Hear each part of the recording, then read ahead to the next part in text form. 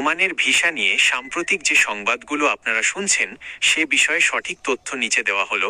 Oman সরকার সম্প্রতি বাংলাদেশি নাগরিকদের জন্য ভিসার উপর কিছু বিধিনিষেধ শিথিল করেছে এবং নির্দিষ্ট কিছু ক্ষেত্রে ভিসা দেওয়া শুরু করেছে। তবে এটি সব ধরনের সাধারণ শ্রমিক বা সবার জন্য উন্মুক্ত ভিসা নয়। সাম্প্রতিক খবরের সারমর্ম হল: ১. কৃষি শ্রমিক ভিসা। সবচেয়ে বড় আপডেটটি হল ওমান সরকার বাংলাদেশি কৃষি শ্রমিক নেওয়ার অনুমতি দিয়েছে।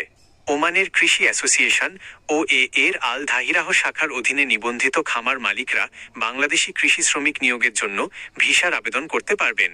আবেদনের সময় ওমানের নিবন্ধিত কৃষকরা ৯ আগস্ট ২০২৬ থেকে ২০ আগস্ট ২০২৬ তারিখের মধ্যে এই ভিসার জন্য আবেদন করতে পারবেন। যোগ্যতা: এটি শুধু ওমানের কৃষি অ্যাসোসিয়েশনে নিবন্ধিত সদস্যদের জন্যই প্রযোজ্য। তাই এটি সরাসরি কোনো সাধারণ শ্রমিকের জন্য উন্মুক্ত আবেদন প্রক্রিয়া নয়, বরং নিয়োগকর্তার আবেদনের ওপর ভিত্তি করে এই ভিসা প্রক্রিয়া সম্পন্ন হবে। ২. অন্যান্য ক্যাটাগরিতে ভিসা।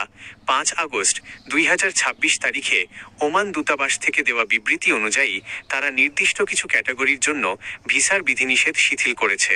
এর মধ্যে রয়েছে ফ্যামিলি ভিসা, পরিবারের সদস্যদের জন্য, ডাক্তার, ইঞ্জিনিয়ার, নার্স, শিক্ষক ও অ্যাকাউন্ট্যান্ট, বিনিয়োগকারী এবং উচ্চ আয়ের পর্যটক।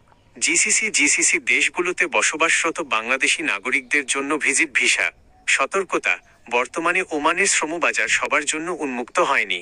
অসাধু চক্র বা দালালরা এই সুযোগে সব ভিসা খুলে গেছে বা সবাই যেতে পারবে বলে প্রতারণা করতে পারে।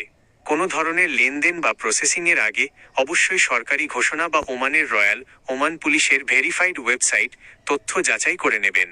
আপনার যদি ওমান